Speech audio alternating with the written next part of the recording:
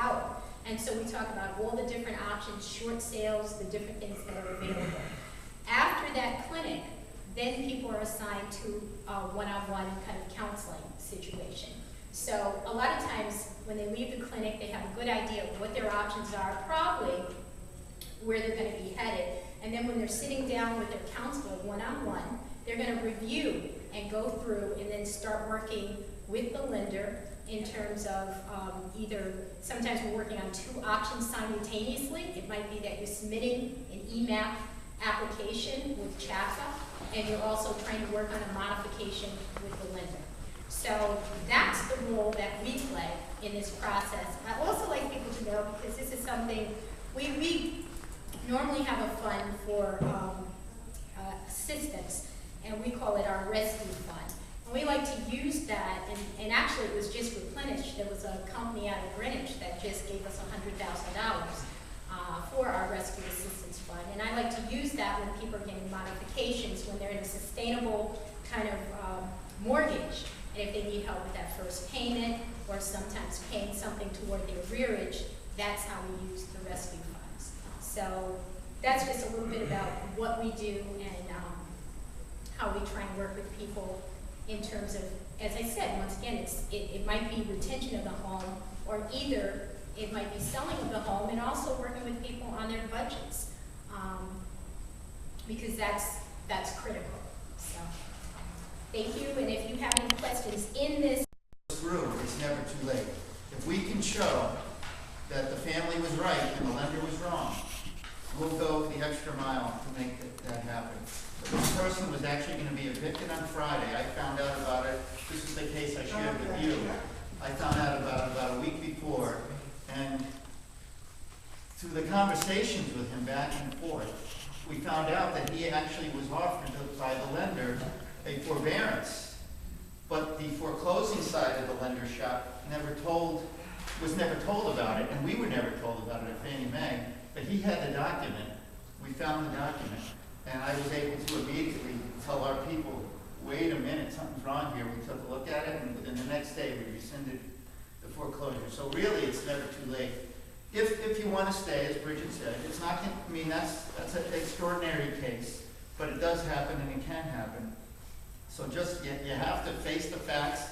You have to reach out. You have to get and collect the information, and you know there are people there that are willing to fight for you and with you, and advocate on your behalf. And that's really what my job is at Fannie Mae. I mean, we don't deal directly with the consumers, but we, and I'll talk about this in a second, have a lot of leverage over the servicers who collect your mortgage payments, who are the ones acting on the foreclosure.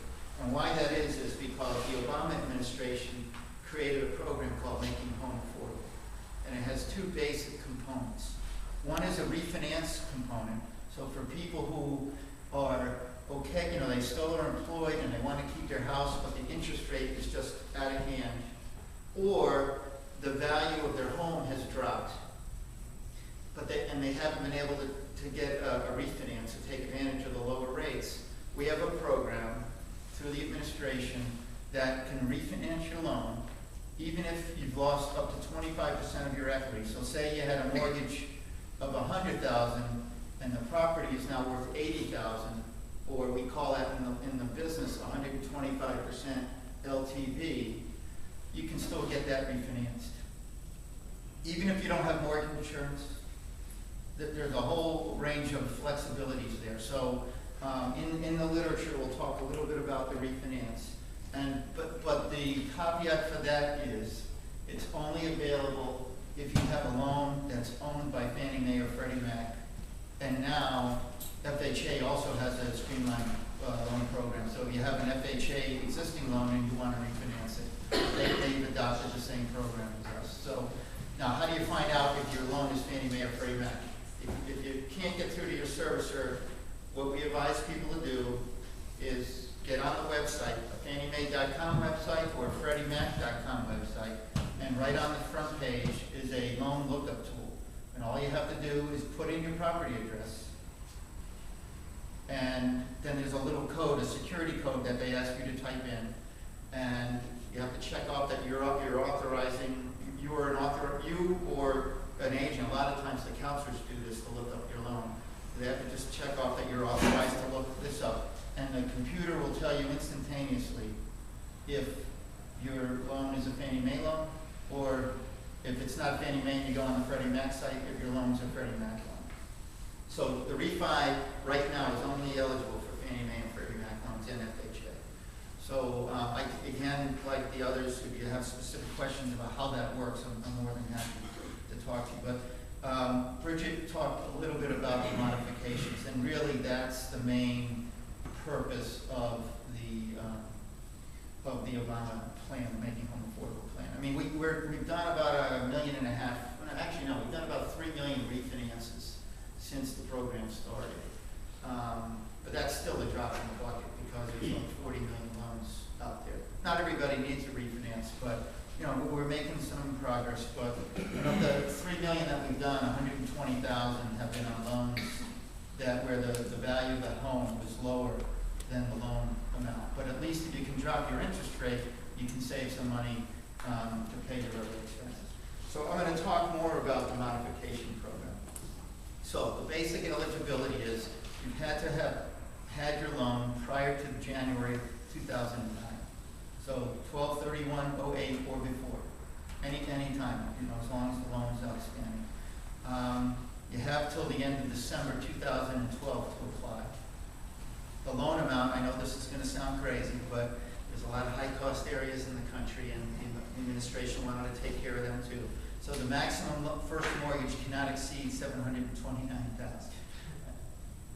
It is what it is, but in California, you know, that's in California and parts of New York and some other high-cost markets. That's unfortunately what people have to go to get a home. But you know, so at 729 or below, you can qualify. And what we do is we do an analysis. I mean, we do care about your expenses, but if you get behind in your payments, or if you've been behind in your payments, you can apply. And if it's a Fannie Mae or Freddie Mac loan, the administration and we have told our servicers that they have to look at this mod before they can proceed with any foreclosure. And we're holding them accountable to that. If it's not a Fannie Mae or Freddie Mac loan, then the lender has to opt in. And if they got TARP funds from the government, they have to opt in. The administration's making them do that. But there's still a couple of stragglers out there. But right now there's 53 lenders that participate in the program nationwide. And that covers about 86% of all the loans that exist in the country. So hopefully you're not one of the 14%, but even if you are, then there's counseling services, there's CHFA, and clearly the mediation program to help you out. So what we do is we take an analysis of your situation. Doesn't matter what the loan to value is, doesn't matter, I mean, income matters. And what we do is we factor your loan to not exceed 31% of your current income. And what we mean by, we do everything, the one place we're different than CHFA is they factor in utilities, we do not. So all, you know, we're going to look at your principal and interest payments, your mortgage payment, your taxes and your insurance, and if you live in a home ownership association or a condominium, we'll factor in the condo fee as well, or a co-op fee, we live in a co-op.